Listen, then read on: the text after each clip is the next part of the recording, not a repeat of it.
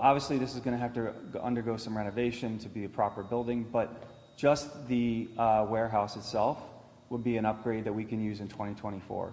That's another reason why we preferred this to building new, which would take several years to get any use out of that building. What was it? This building has a very large footprint, which will allow for expansion. And I can show you that in the other room. This can be expanded in that direction, the warehouse. The office can be expanded this way. There's plenty of parking. There's really no neighbors. So we did look at another building in Fitchburg, which is also a perfectly good building in a lot of ways, but very tight envelope, no real ability to expand. So that was sort of the recommendations. And you'll see that in that Wald report, which got emailed to you, but is right there as well.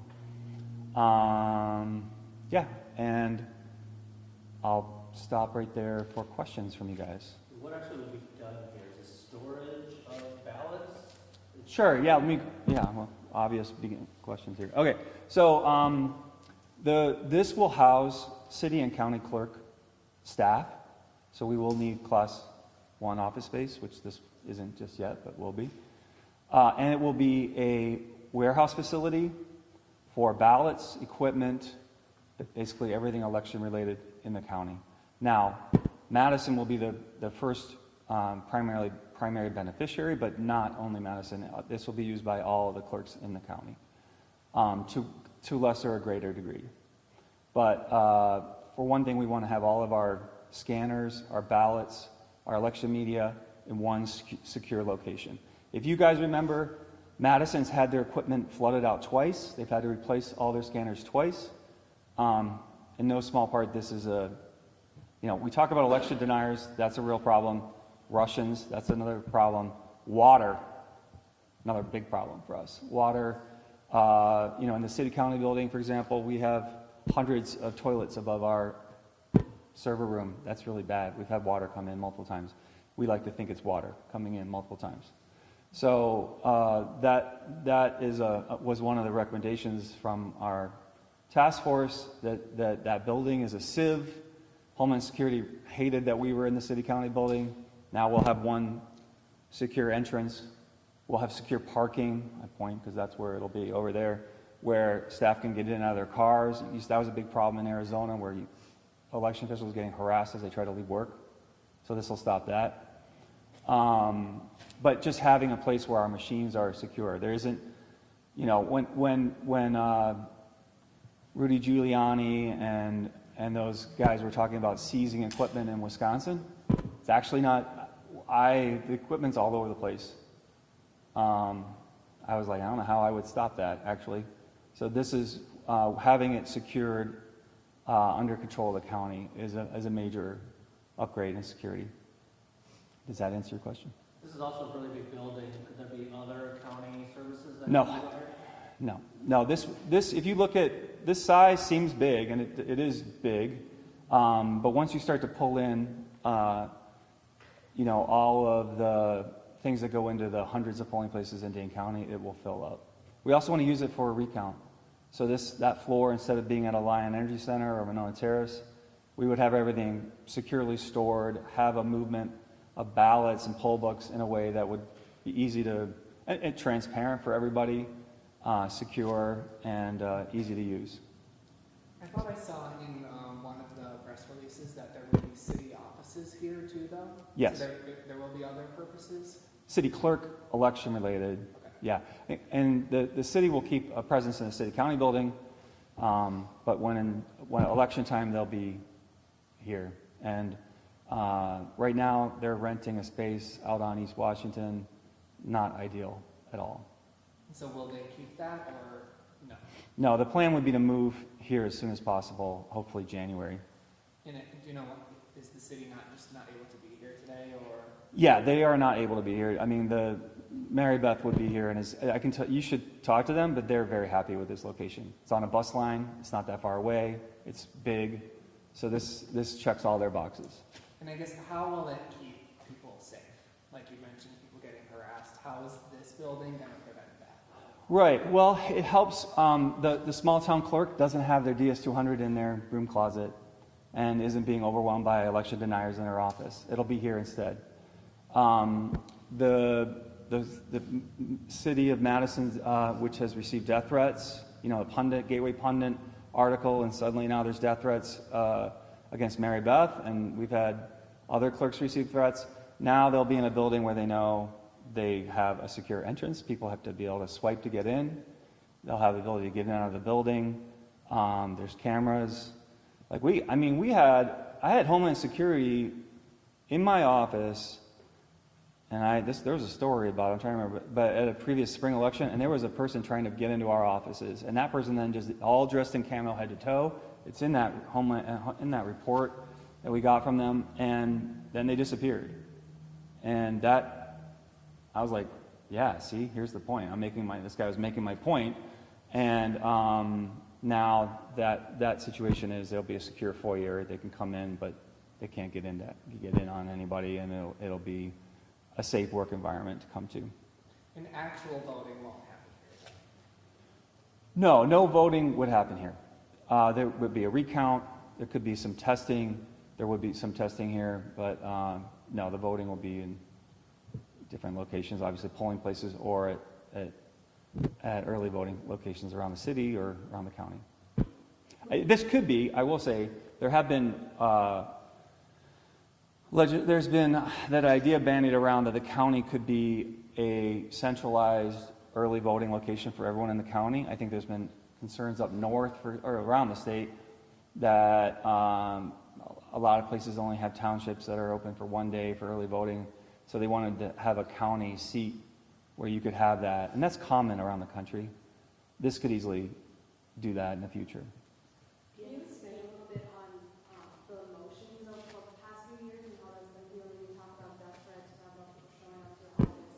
What has that been like emotionally, I guess, for you and people that, elected officials that do this, that are being harassed and are nervous? What has that been like? Yeah, it's been really hard, in part because we take such pride in the work we do. We know how secure the election is. We know that these lies are not true, and it's very hard to push back against that, and it's hard to deal with, honestly, the lies that I'm constantly having to reply to accusations that some of which are just nuts, honestly. And it feels like sometimes you're picking up grains of sand off a beach, And so that's been really hard for all of us to deal with. That's why you see a lot of clerks leaving, going into, retiring early, doing something else, because, the pay is not great, I can tell you. Right, guys? Pay's bad. So that's a real problem. Do you want to answer that a little bit too? Yes, you do. I would just echo a lot of Scott's statements. Obviously, clerks are a proud bunch. We love the work we do. We love being the backbone of democracy. But at the end of the day, we have families that we want to go home to. So really grateful to have a partnership in the county who backs us and believes in our safety and is committed to it with this facility. So on behalf of local clerks, I think this is a great step forward in protecting us and helping us go home to our families every day. Yeah, just a little follow-up to that. One of the things we can do here is store everything election related, and so then the county has it and the local clerk doesn't have it. And the number of open records requests we get is overwhelming, especially local clerks. So hopefully we can take some of that off of a town clerk who doesn't want to have to waste, I don't want to say waste, but use town money on lawyers, which is very finite. You can imagine a town budget. They don't want to have 20 hours dedicated to an attorney to answer all these open records. Well, we have Corp Counsel who's expert on this, and so we can try to take some of that load off. And this is really, I think, we are trying to help our local clerks deal with this really, a real problem. I would also ask, I guess, is there any part of this that you think could help kind of combat some of that misinformation out there, that you can deal with it more transparent with, everything's in one place, we have security here, this place not only to keep people out, but in terms of threats to you, but in terms of threats to an election, if people are, thinking that that's massive. Yeah, hopefully we can, that will help. I will say, it just seems that goalposts just move. Once we sort of debunk something, they've moved on to something else. So really, the primary purpose of this is security of election officials and the equipment and the ballots and everything else. I mean, example of one thing we can do is have the ballots stored in an area where we're not using water as a fire suppressant. You know, these are the sort of more sophisticated things you can do that we've seen around the country to protect our election. And so we're excited about that as well. And just being able to pull a truck in. I mean, that doesn't happen right now. I mean, everywhere else it does. But here, Madison is loading ballots out in a parking lot in the rain, next to a nail salon and a tattoo parlor. I mean, that's the current situation. Tarps on top of machines, all of that goes 180. Question for the board chair. What's the political, we're here, we're talking about this purchase, but it hasn't yet been approved by the board. What's the political appetite to see something like this get done in the county? Yeah, I think given the information in the report and the recommendations the county clerk has received from Homeland Security, I think there's plenty of information and evidence there to justify the acquisition. As the board, I mean, I assume you've talked So- to board members about this, have they given any sort of indication of it? Yeah, so we did have, what was it, 1 or 2 county board supervisors were a member of the task force that looked into the security of our current situation. And just a point of information, the timeline right now, the resolution to authorize the acquisition is in process. In fact, it's before our executive committee tonight. It will be before our Public Works and Transportation Committee next week, and on the 30th before Personnel and Finance, so it can get to the county board floor on November 2nd. So, and like I said, I'll be making every effort to make sure it has the votes, but there's plenty of information to support and justify this purchase. You think it'll pass? I think it will pass, yes. For the county clerk, do you anticipate any aspects of this facility to be operational by the 2024 general election? Yes, great question. So the warehouse in its current shape is an upgrade over what we're using in a lot of the county. So we can, we have to do a lot of engineering and architecting on this space and that space, but that's going to take a while. We have to bid that out. We have to do that. So during that time, we'll be going into this election year, 2024. So yeah, we'll be able to use all this space, but particularly the warehouse. But then this will get remodeled pretty substantially and hopefully done before the gubernatorial. So that would be the goal. But definitely before the next presidential will be complete. But, which is a much faster timeline than if we were building new right now. Just because, this place is in good shape. The roof's in good shape. We looked at another building and it was like, that roof is soft. Just the things you worry about, you know what I mean? This one's in really good shape. Can you talk about how expensive that renovation will be? Yeah, so our estimates, and it's in the materials you guys have and emailed out. I think I said that 3 times. But the estimate of total cost would be about $18.5 million. So, and there's actually a little spreadsheet that you can look at to see how that's divvied out. So with we got this, our cost is under $5 million for the building. The county owns the land underneath, so that's fortunate for us, I guess, But so we're really just buying the lease rights and the building. So is it almost 500 plus that 18, or is that 18? $5 million and is inside the 18 million. 18 is total for the whole thing. You'll see it in the thing. But you guys want to check out space?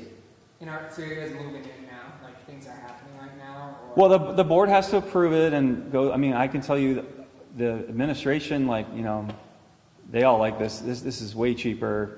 It's a great site. So I think there's a lot of support for this.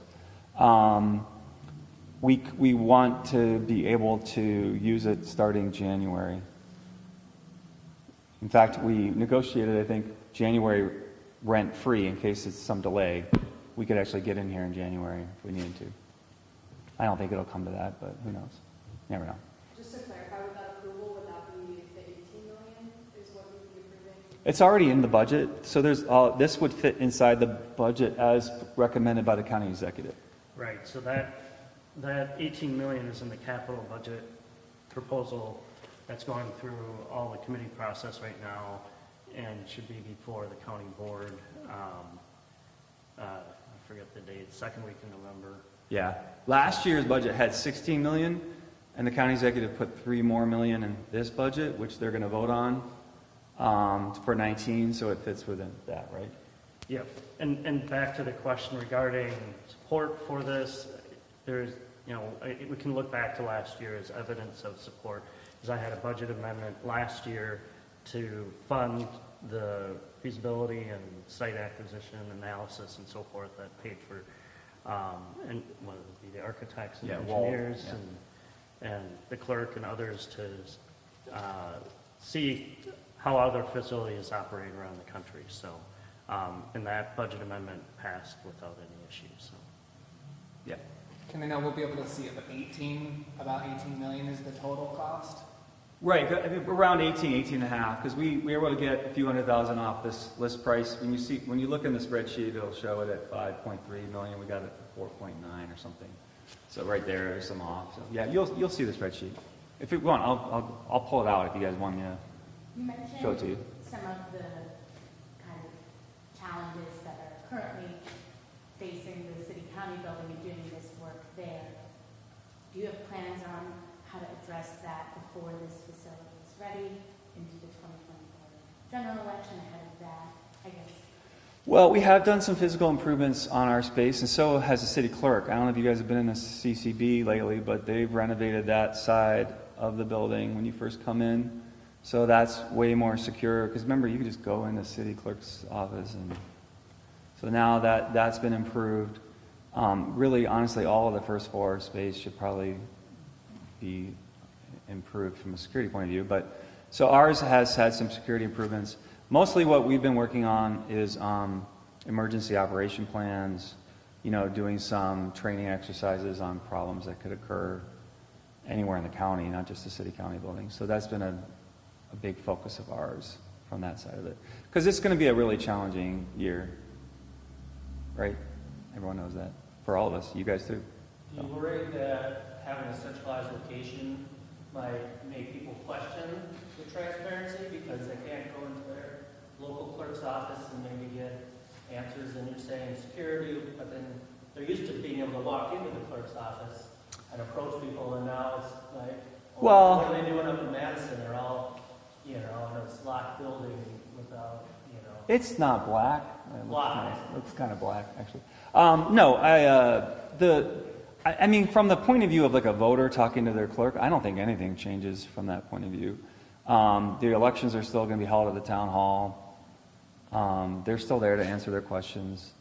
But it does prevent a town chair who's been listening to too much social media trying to open up a DS200 like happened in Michigan. Hopefully that happens, that they don't do that. And then, the clerk, you violate that chain of custody, it's the clerk that actually is the one who's in trouble. Let's walk around a little bit. How's that? Cool. Thank you guys for putting up with our... Obviously, we need to spend some money on this building to get it up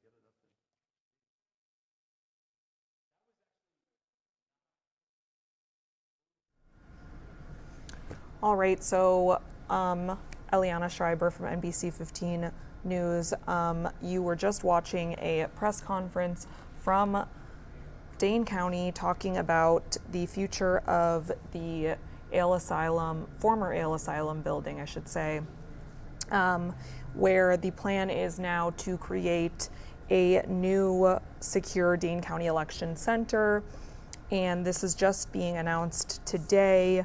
Of course, it is still all being proposed and would have to be approved by the board, but we do know that Dane County plans to purchase the building, which is a 45,000 square foot property, and use it to secure election machines, and they did cite a lot of recent threats against clerks and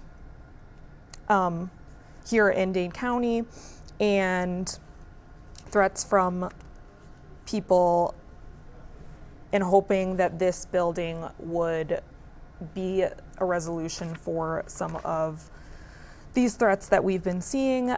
So the purchase on track to be completed in early 2024, and they're hoping to be able to use it by January, according to the Dane County Clerk, Scott McDonnell.